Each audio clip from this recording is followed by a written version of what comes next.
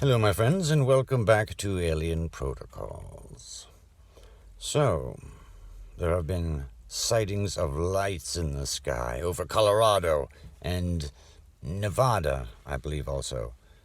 And right in that area, there's even a town called Lyman. And you guys know how much I enjoy the term Lyman. How's that line between the known and the unknown, or unknowable even? Anyway, these lights have been called all sorts of different things. UFOs, drones, the police have been watching them, the military, everyone has denied them. And I will tell you what they are. They are not aliens. They are, in fact, a type of drone, an experimental drone, and of course the military is not going to acknowledge a secret drone project. I believe they're from Buckley Air Force Base, which has a space program and a secret space program. Very few people know about Buckley. And Buckley's not too far away from there at all. And I think this is a new class of drone that's not only long distance but also can hover.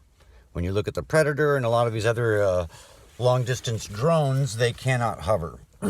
But if you, there's a lot of different variations of types and shapes where you could incorporate rotors in tilt rotors, or rotors embedded in the wings, or a lot of this very popular modern shape now could have rotors embedded with sliding doors.